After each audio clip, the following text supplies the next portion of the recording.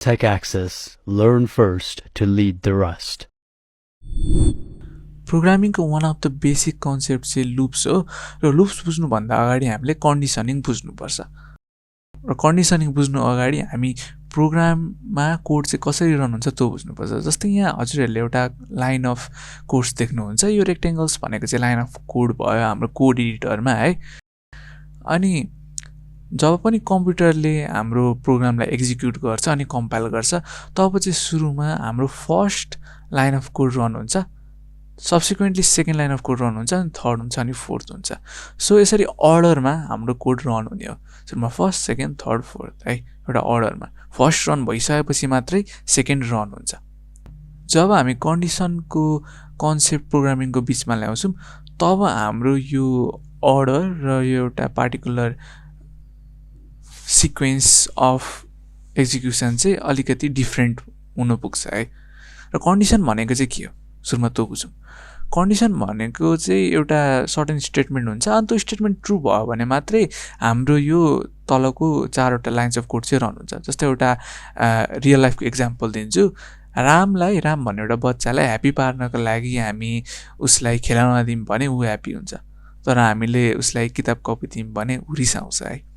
त्यो चाहिँ एउटा कन्डिसनको बेसिक इक्जाम्पल भयो। राम कतिखेर ह्याप्पी हुन्छ त जब उसलाई हामी खेलाउन दिन्छौँ, त्यो चाहिँ एउटा कन्डिसनिङ भयो। त्यसै गरी मैले यहाँ एउटा कन्डिसन राखेको छु, फ्रुट के हो एप्पल हो भन्ने कन्डिसन राखेको छु, त्यो पनि एउटा कन्डिसन भयो, कन्डिसनिङ भयो प्रोग्रामिङ वर्ल्डमा है। जस्तै अब एउटा फ्रुट भन्ने भेरिएबलमा एप्पल स्टोर थियो भने मात्रै यो चारवटा लाइन्स अफ कोड रन हुन्छ।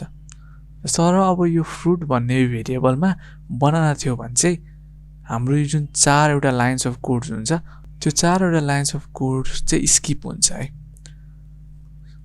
अब कन्डिसनको यो कन्सेप्टमा चाहिँ एउटा प्रब्लम छ है, त्यही भएर अब हामी एउटा नयाँ कुरा बुझ्न खोज्छौँ।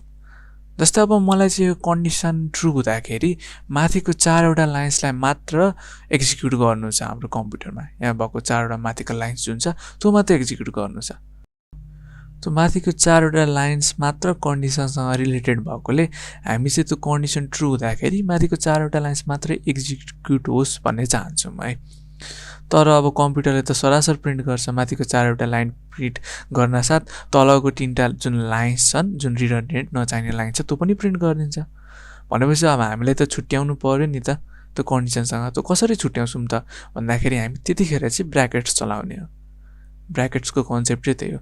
ब्र्याकेट्सले चाहिँ हामीलाई कन्डिसन अनुसार जुन जुन लाइन एक्जिक्युट गर्न मन छ त्यो मात्रै लाइन्स हामीलाई एक्जिक्युट गरिदिन्छ अनि अरू नचाहेको लाइन्ससँग मतलबै राख्दैन है। त्यो भनेको चाहिँ हाम्रो ब्र्याकेट्सको युज भयो, मेजर युज भनेको ब्र्याकेट्सको त्यही भयो। अब जब यो कन्डिसन ट्रु हुन्छ, फ्रुट जब एप्पल हुन्छ तब यो चारवटा लाइन्स मात्र प्रिन्ट गर्छ र जब यो कन्डिसन फल्स हुन्छ तब यो चारवटा लाइन्स अफ स्टेटमेन्ट चाहिँ स्किप हुन्छ। हाम्रो कम्प्युटरले यो चारवटा लाइन्स अफ कोड चाहिँ स्किप गर्छ र बाँकी भएको कोड चाहिँ रन गर्छ तल भएको है। सो कन्डिसनिङको कन्सेप्ट चाहिँ त्यही हो। अहिलेसम्म चाहिँ हामीले प्रोग्रामिङको धेरै बेसिक कन्सेप्टहरू बुझ्या, जस्तै प्रिन्टिङ भयो, इनपुट भयो है, अनि अलिकति भेरिएबल्स भयो, डाटा टाइप, कमेन्ट्सहरू भयो। त्यो चाहिँ एकदम बेसिक कन्सेप्ट हो प्रोग्रामिङको।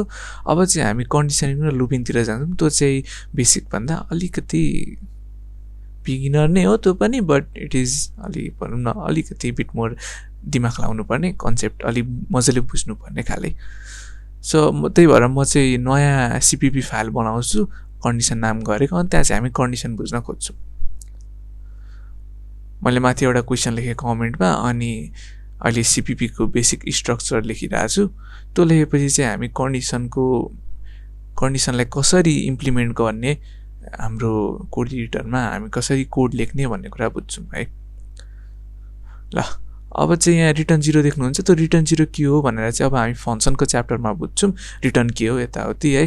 त्यसको चाहिँ अहिले चिन्ता नगर्नु। रिटर्न 0 कम्पलसरी होइन, लेख्दा पनि भयो नलेख्दा पनि भयो, तर लेखेको चाहिँ राम्रो।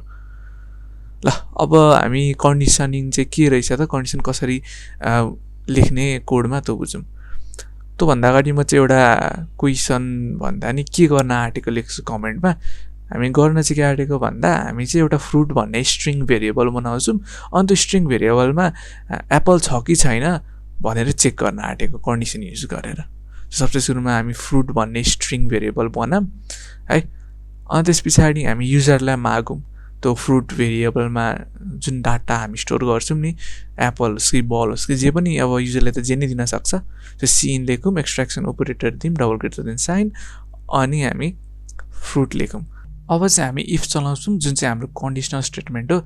इफको सिन्ट्याक्स ल्याउनको लागि इफ लेख्नुहोस्, अनि इफ लेखेपछि कोड स्निपेट फर इफ भनेर आउँछ, त्यसमा क्लिक गरेपछि हजुरको VS कोडको कोड एडिटरमा हजुरले यहाँ इफको सिन्ट्याक्स चाहिँ देख्न सक्नुहुन्छ। यहाँ कमेन्ट्सभित्र कन्डिसन लेखेको छ, त्यहाँ चाहिँ हामीले कन्डिसन लेख्नु पर्ने हो है। जस्तै अब हाम्रो फ्रुट्स इक्वल्स टु एप्पल चाहिँ जुन कन्डिसनहरू छ, अनि यहाँ चाहिँ कोड छ, त्यहाँ चाहिँ हाम्रो मेन कोडको बडी हो है।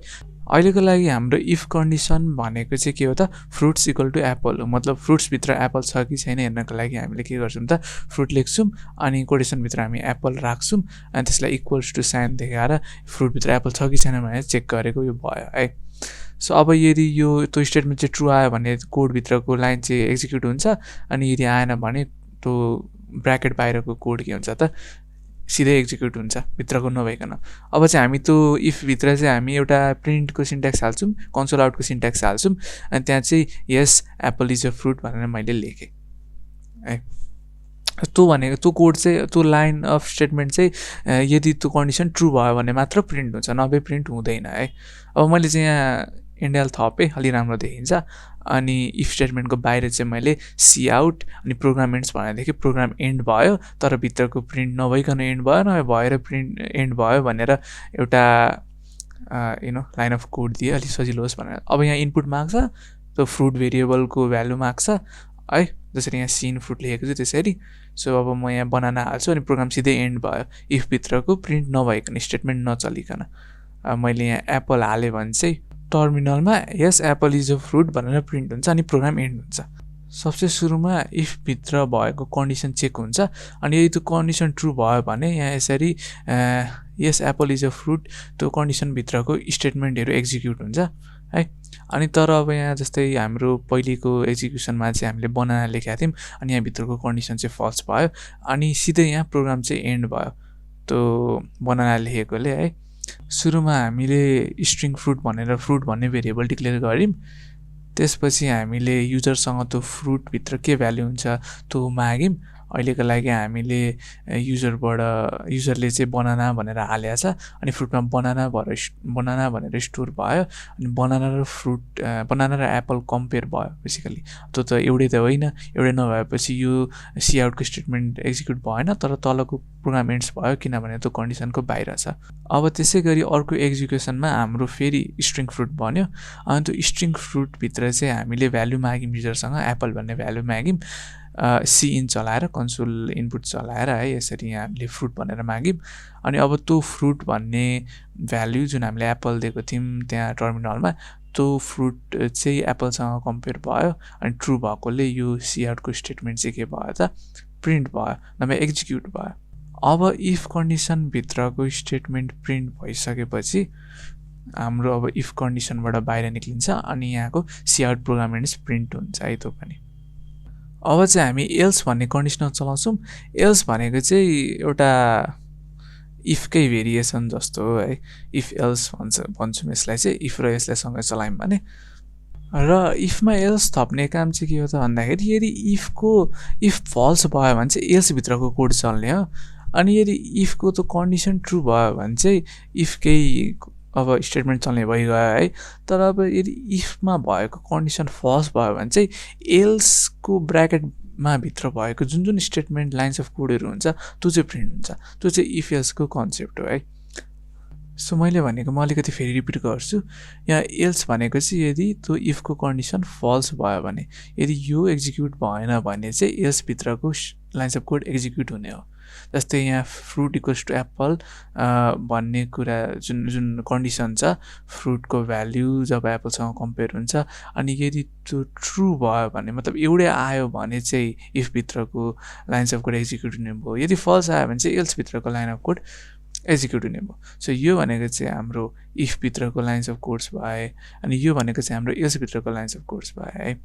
त्यो कुन कतिखेर एक्जिक्युट केमा डिपेन्ड गर्छ त एक्जिक्युसन भन्दाखेरि यो कन्डिसनमा डिपेन्ड गर्छ, फ्रुटको भ्यालु एप्पलसँग इक्वल छ कि छैन भन्ने कन्डिसनमा डिपेन्ड गर्छ।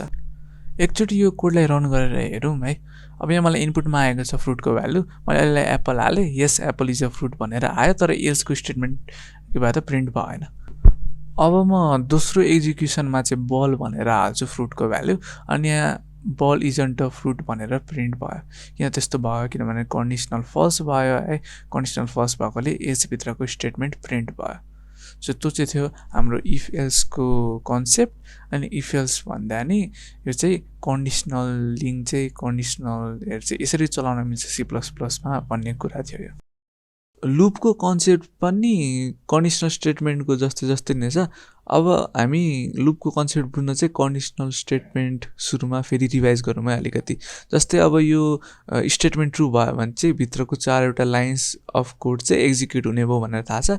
अब त्यो एक्जिक्युट भइसकेपछि बाहिरको 3टा नभए अब जति लाइन्स अफ कोड छ त्यो एक्जिक्युट हुन्छ बाहिरको। त्यो चाहिँ केमा थियो त कन्डिसनल स्टेटमेन्टमा थियो। अनि यदि त्यो स्टेटमेन्ट चाहिँ फल्स भयो भने के हुन्छ त त्यहाँभित्र भएको 4वटा लाइन्स अफ कोड जुन छ त्यो स्किप हुन्छ अनि सिधै बाहिर भएको 3टा लाइन्स अफ कोड चाहिँ एक्जिक्युट हुन्छ। सो यो चाहिँ हाम्रो थियो कन्डिसनल स्टेटमेन्टमा थियो। अब कन्डिसनल लुपमा चाहिँ अलिकति डिफ्रेन्स छ। जसरी अब कन्डिसनल स्टेटमेन्टमा यो लाइन पछाडि तलको सिधै लाइन बाहिर निक्लिन्थ्यो, त्यस्तो चाहिँ हुँदैन conditional लुपमा। Conditional लुपको direction of execution चाहिँ अलिक डिफ्रेन्ट छ। जस्तै 4वटा लाइन एक्जिक्युट गरिसकेर फेरि माथि गएर फेरि स्टेटमेन्ट चेक गर्छ। यहाँ जसरी देख्नुहुन्छ फेरि यो ब्र्याकेट पछाडि चाहिँ माथि नै गएर स्टेटमेन्ट फेरि चेक गरेको छ। यहाँ एरो देख्नुहुन्छ नि त त्यसरी नै है। सो यदि अब त्यो स्टेटमेन्ट चाहिँ ट्रु भयो भने 4वटा लाइन्स अफ कोड चाहिँ एक्जिक्युट गर्छ एप्पल भयो भने। अनि जबसम्म यो स्टेटमेन्ट चाहिँ ट्रु भइरहेको छ तबसम्म चाहिँ ब्र्याकेटबाट तलको कोडमा जाँदैन, तबसम्म फेरि माथि गएर स्टेटमेन्ट चेक हानेको छ। तर अब फल्स भयो भने चाहिँ त्यो 4वटा भित्रको लाइन्स स्किप गर्छ र ब्र्याकेटबाट माथि नगइकन बाहिरको लाइन्स एक्जिक्युट गरेर त्यो लुपबाट बाहिर निक्लिन्छ कोड है। सो त्यो चाहिँ हाम्रो त्यो कन्डिसनल लुपको डाइरेक्सन अफ एक्जिक्युसन। अब यसलाई हामी लुप किन भन्छौँ त भन्दाखेरि जब हामी स्टेटमेन्ट चेक गर्छौँ अनि त्यो स्टेटमेन्ट ट्रु आउँछ तब 4वटा लाइन्स अफ कोड एक्जिक्युट हुन्छ अनि फेरि माथि जान्छ अनि फेरि त्यो स्टेटमेन्टलाई चेक गरेर ट्रु भयो भने फेरि त्यो 4वटा लाइन्स एक्जिक्युट हुन्छ अनि फेरि माथि जान्छ अनि एउटा हल्का सर्कुलर प्याटर्न टाइपमा एक्जिक्युसन चाहिँ त्यसरी डाइरेक्ट भयो। त्यही भएर हामी त्यसलाई लुप भनेको। र अब चाहिँ हामी यो लुपलाई चाहिँ कसरी कोड एडिटरमा हाम्रो कोडमा कसरी इम्प्लिमेन्ट गर्ने त्यो हेर्छौँ, C++मा इम्प्लिमेन्ट गर्ने तरिका। कन्डिसनल लुपिङ बुझ्न हामी वाइल लुप चलाउँछौँ।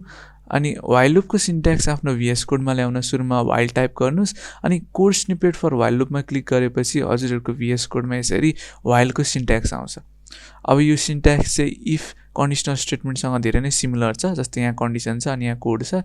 सो इफ जस्तै सिमिलर नै हो यो है। अनि यसमा चाहिँ डिफ्रेन्स चाहिँ के मात्र हो भन्दाखेरि जबसम्म कन्डिसन ट्रु हुन्छ तबसम्म वाइलभित्र भएको कोड रिपिट हुँदै एक्जिक्युट भएको भइ गर्छ ट्रु हुनु जेलसम्म। सो अब वाइललाई अझै मजाले बुझ्न हामी एउटा सिम्पल प्रोग्राम गर्छौँ। त्यो प्रोग्राम चाहिँ के हो त भन्दा प्रिन्ट गर्छौँ हामी 1 देखि 10 सम्म प्रिन्ट गर्छौँ। अब हामीले नम्बर प्रिन्ट गर्दैछौँ भनेपछि हामीलाई एउटा इन्टिजरवाला भेरिएबल चाहियो नम्बर इन्टिजर। त्यो हामीले डाटा भेरिएबल डाटा टाइप्समा डिस्कस गरिसक्यौँ। अब यहाँ n = 0 गरेर हामीले n = 1 गरेर हामी हाम्रो first initial value of n दिन्छौँ फर्स्ट लुपको लागि। अनि अब हामीले कन्डिसन पनि सेट गर्नुपर्छ अनि कोड पनि सेट गर्नुपर्छ। अब मैले चाहिँ एउटा कन्डिसन लेख्न खोजेँ। कन्डिसन चाहिँ म लेख्छु n > 10 भनेपछि यो n > 10 लेख्यो भने लुप कहिलेसम्म चल्छ त भन्दा जबसम्म n को भ्यालु चाहिँ 10 भन्दा ठुलो हुन्छ। जस्तै 11, 12, 13, 14 जति भए पनि जबसम्म हुन्छ तबसम्म त्यो वाइलभित्र भएको कोड चाहिँ चलिराख्छ है। तर अब मैले यदि n = <= 10 गरेँ भने चाहिँ जबसम्म n को भ्यालु 10 भन्दा सानो छ नभए इक्वल छ 10 सँग तबसम्म चाहिँ हाम्रो यो लुप चाहिँ चलिराख्छ, एक्जिक्युट भइराख्छ। भनेपछि n को भ्यालु 1 भयो, 2 भयो, 3 भयो तबसम्म चाहिँ हाम्रो यसरी यो लुप चाहिँ चलिराख्छ। अहिलेको लागि मैले n को भ्यालु 1 राखेको छु भनेपछि यहाँ 1 > 10 हो कि होइन त हो है। अब 1 त 10 भन्दा त सानै छ भनेपछि त्यहाँ वाइलभित्र भएको कोड चाहिँ एक्जिक्युट हुन्छ। सुरुमा त अब n को भ्यालु 1 छ नि त त्यही भएर है। सो अब यो ट्रु भएकोले अब 1 देखि 10 सम्म जबसम्म n को भ्यालु 1 देखि 10 सम्म हुन्छ तबसम्म यहाँभित्र भएको व्हाइलभित्र भएको कोड चाहिँ चलिराख्छ। अब चाहिँ हामी व्हाइलभित्र अलिकति कोड लेख्छौँ।